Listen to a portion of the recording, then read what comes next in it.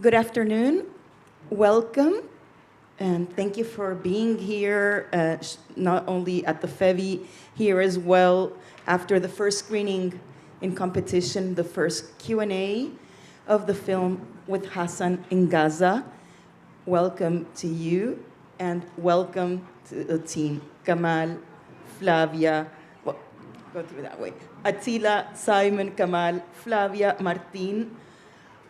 Thank you once again for bringing us the film in its world premiere first screening, and for some of you first also, and some people were discovering the full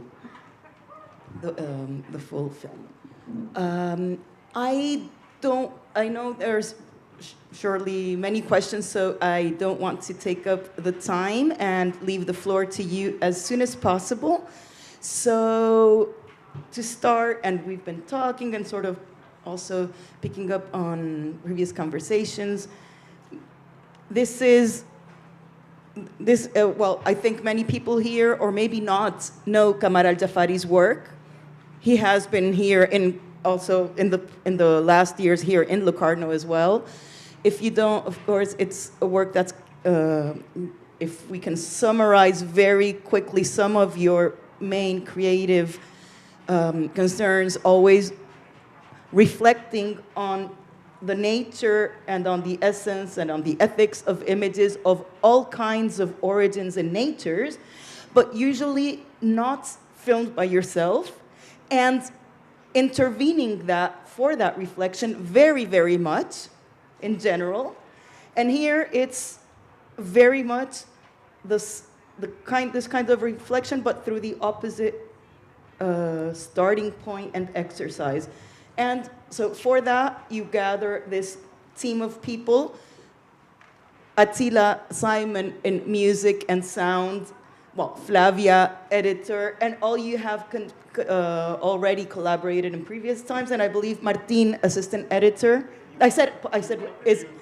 Yes, I said editor, sorry. Flavia, producer, and Martin, assistant editor. You're the only one, the new one in the crew. So that, just as a quick introduction, and to leave the floor to you to talk about how this was born and the collaboration for the audience to find out. You have the microphones there, yes. And sorry, I forgot to say thank you to our team of translators. So if anyone needs, I mean, it would be more practical if I said this in Italian, but if you need translation into Italian, of course, you can pick up the headphones. Thank you so much. I'm very happy to be back here and to share this film with you. It's true. I mean, I started getting interested in making films, and obviously, when you want to make films, you want to shoot them. And I never thought that I will end up spending the last 10 years making films with already existing footage and archives. And this film was really a discovery. I shot this material almost 24 years ago when I was studying in Cologne at the Media Arts Academy. And I took it with me back to Cologne, and I completely forgot about it. I never watched this footage until a year ago. So there's something quite mysterious about discovering the material today in this very urgent time, as if this film was waiting there for so long, for 24 years to be discovered. Everything makes sense in life. You know, things happen for a reason. And this film comes in a time where Gaza is erased, and the people of Gaza are being killed every day. And this document of life was such a discovery, and also a relief for me and for the people who worked on this film. We could exist through this film in the last year, in the darkness we are going through. It feels very strange to show the film to the public. You know, filmmakers always use this metaphor, it's like giving birth. And in this case, one gives birth to a life, in fact, that no longer exists. It exists only on the screen. Yeah.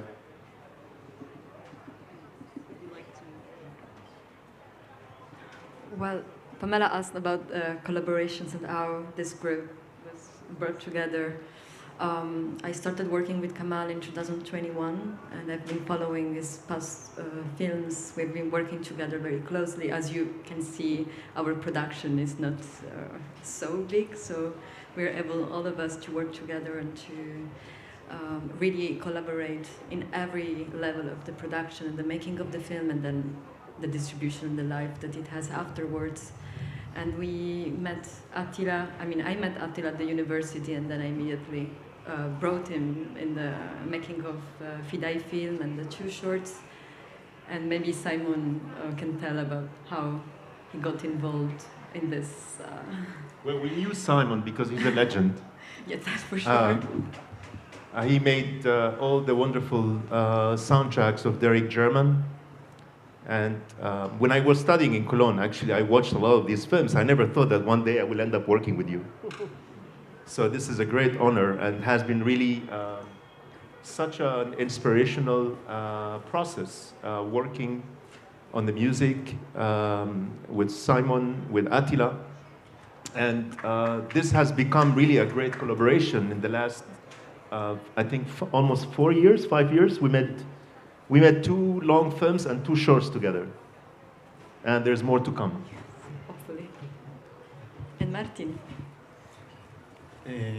Well, I think I'm new to the crew. I started working with Kamal and with the crew with Hasan in Gaza. And we met through friendship also. So I think that there's something else that bounds us, not only like work in an industrial conception, but also love and friendship. So I think that's, when we're together, we're more than happy. There's quite a lot of food involved in talking about life as opposed to talking about what Kamal wants me to do or Attila to do. I don't think we've ever really sort of said, there's not a chain of command, really, is there? It's all to do with how you feel and how we are affected.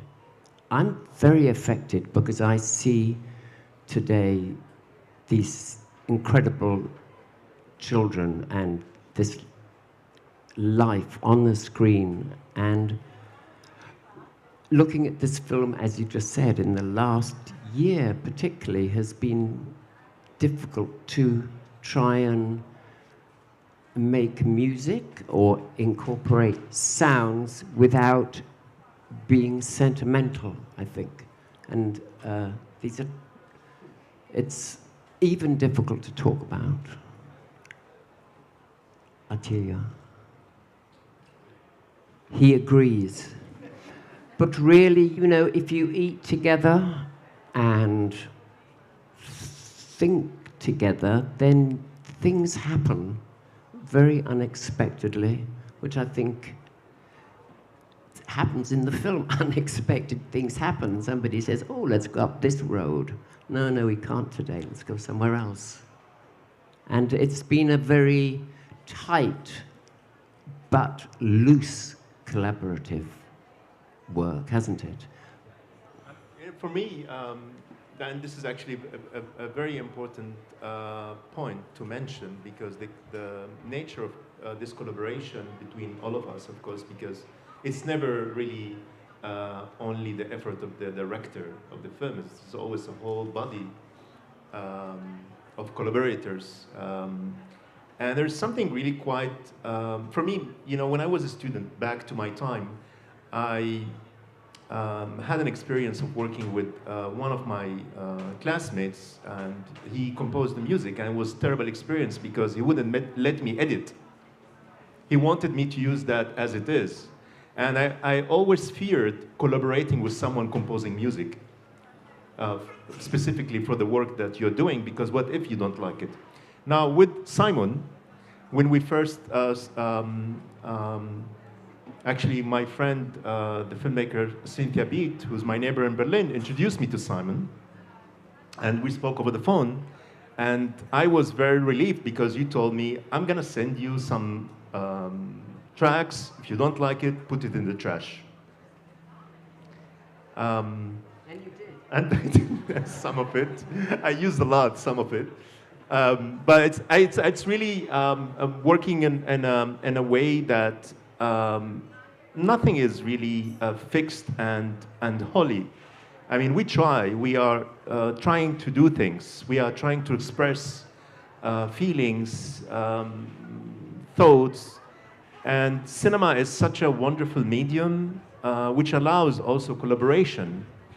And the same thing with the work with Attila, you know, the kind of sounds that he would send us. So we were like in Paris, myself and Martin and Flavia coming from time to time to visit. And these two guys would send us sounds that we would try out. And this is what we did for 1 year. To somehow, compose this work. And some of the ideas that you have the film in the image, in the narration, they came because of the sounds that we received from Simon and Attila. So it's really a process that is really so fascinating, and this is what makes cinema an art form full of surprises.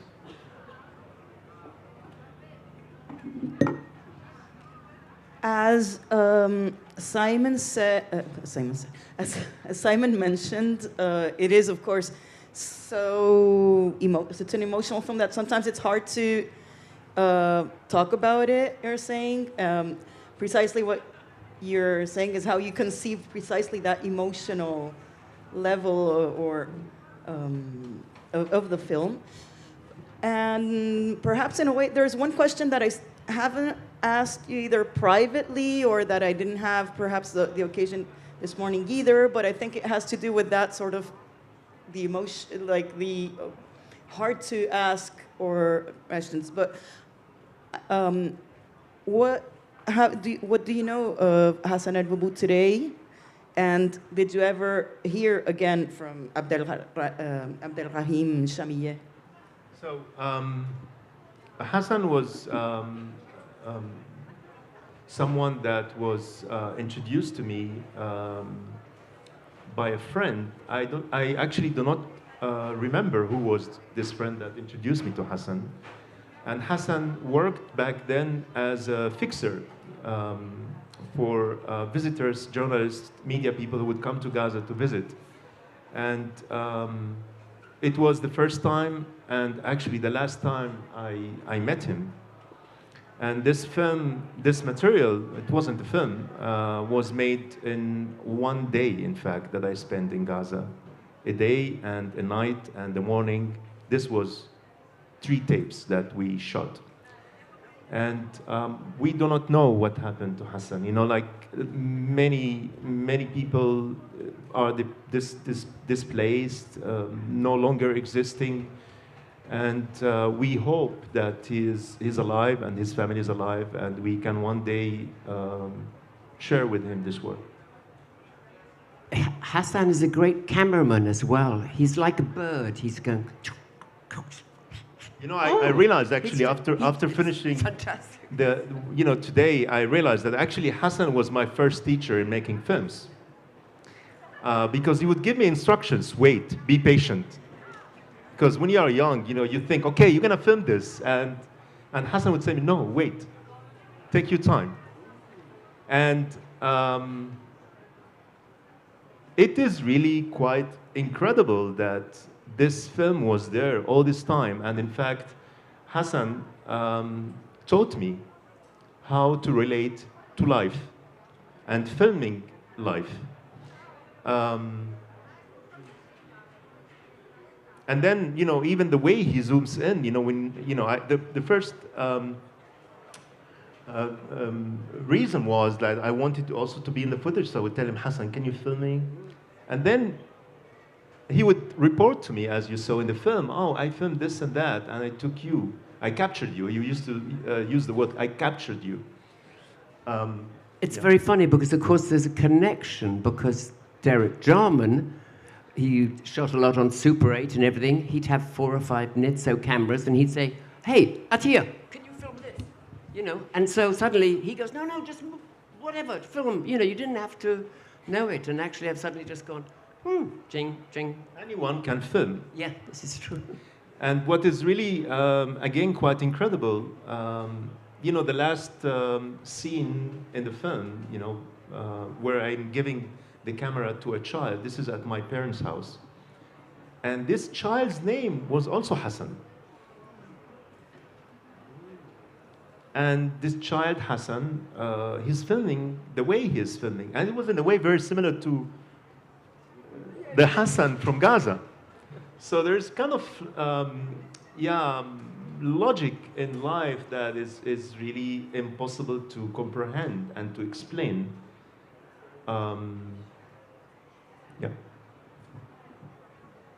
I'm sure that there are questions or comments in the audience, so please just raise your hand and a microphone will come to you before we run out of time, because we can go on very much, but I don't want to. I see a hand shyly, now more clearly. A microphone is right there.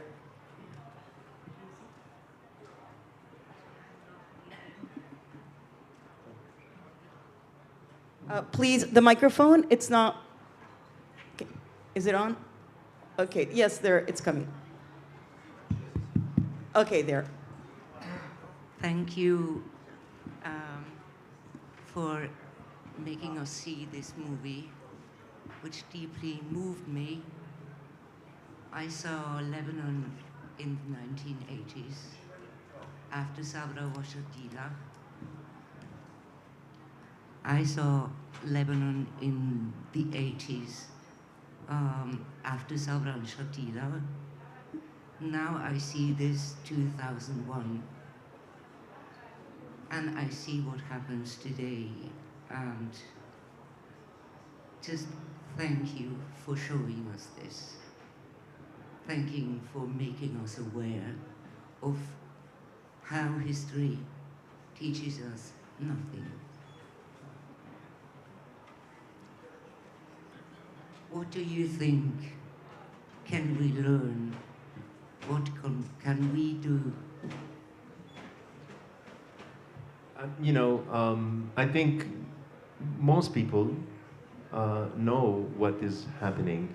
And that's why, in the making of this film, there was actually no need for words, because there are no words left anymore. And I think we have to cling to our humanity, where people should be, are, they will always stay equal, no matter what. There's no difference between colors, between races, between religions, between whatever. And this is something we have to insist on every day, against dehumanization. Never accepting that. Not in the past, not in the present, not in the future, for no one. Sadly, seeing the situation today, I don't think we learned much from history. And maybe this is the tragedy of humanity, that things keep repeating themselves. There's something wrong in the system of this world. And making this film, as I was saying before, was really important, because despite everything, I was hopeful. And sometimes we would talk, me and Martin, and Martin would come in the morning, also questioning, how can we be hopeful? And I think what kept us hopeful was working with the footage of the people. And this is what cinema can do, you know. In a way, it is so true that an image lives longer than a human being. And this is what we have, and this is a sign of existence, a sign of life, and in a way, a sign of eventually a victory of humanity.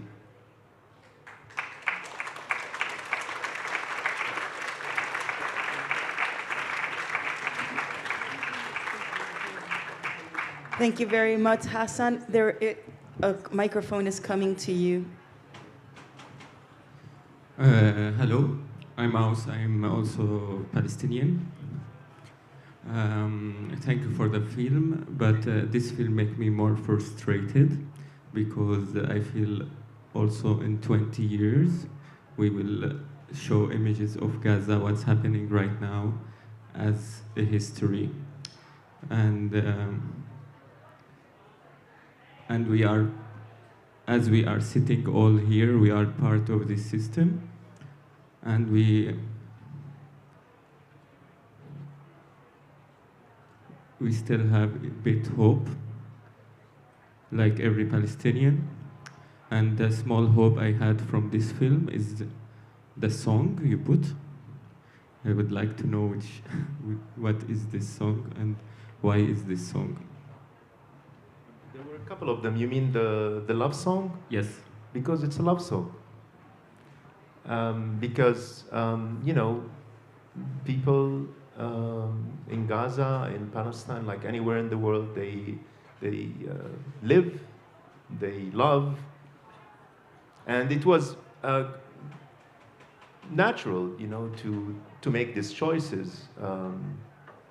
And I came across this song in a very old LP of a Palestinian band that released only one LP in the 70s. It was called Silverstones. They were based in Ramallah. And this was really a huge hit back then.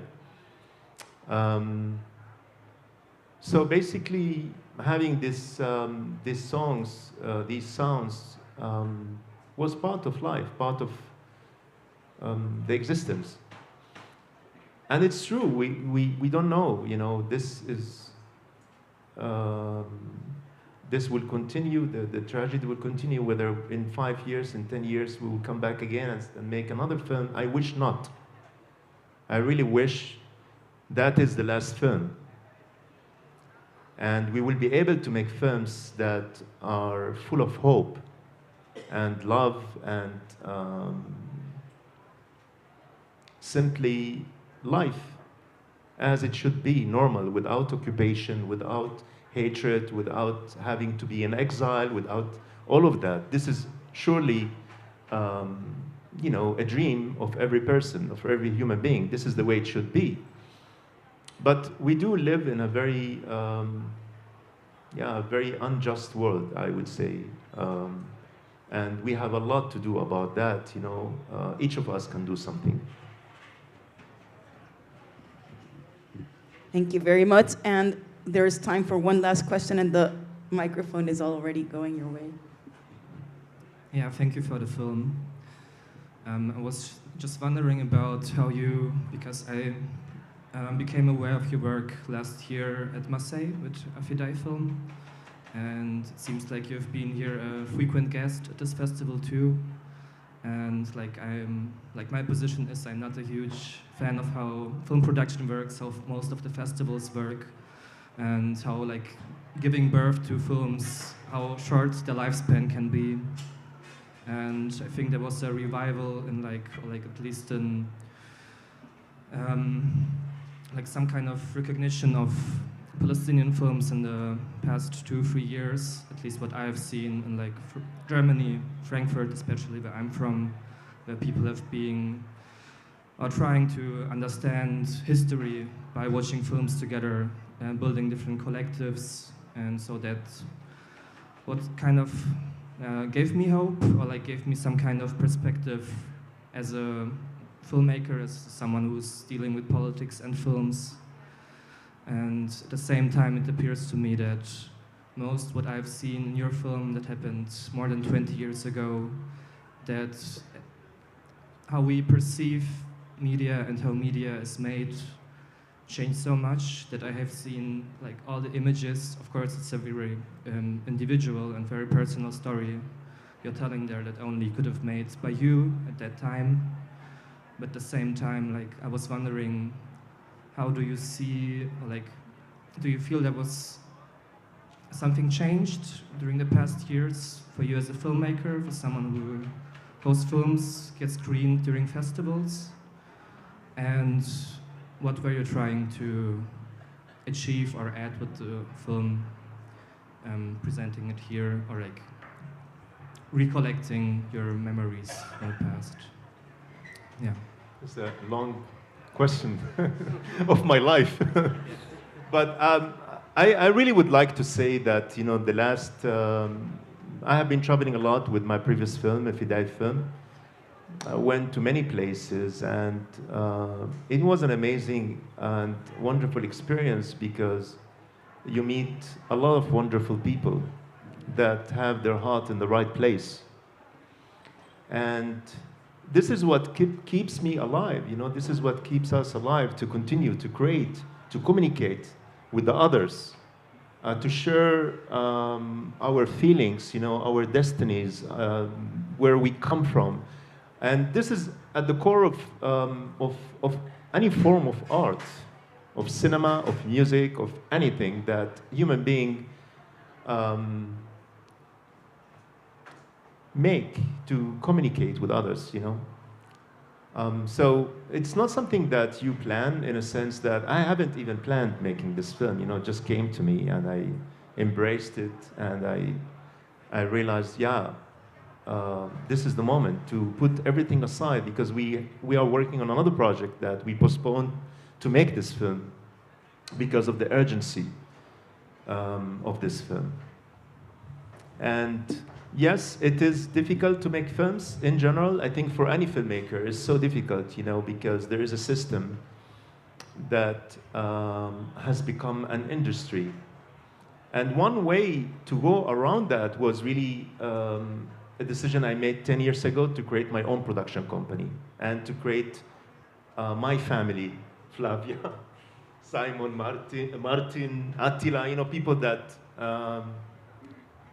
want to work, create things, and sometimes we have little money and we basically start a project, we initiate a project without even applying for funds. And then things eventually happen. And I think this is the healthiest way of making art, is to keep yourself somehow independent. You cannot be completely disattached from the industry, because finally this is the way things are. You know, anything you would create, there is a kind of industry and a system. The question is how you deal with that.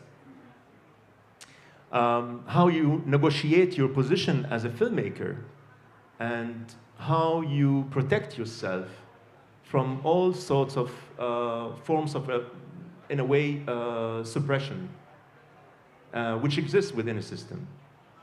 And this way, the way of making films, the way we have been making them, was basically always to continue, no matter what. In between making 2 long films, we made 2 shorts with no money. We didn't even apply for funds for these shorts. We just make them. And I'm lucky to have collaborators that, you know, go with me. And there's a lot of things you can do, and limitation is very healthy.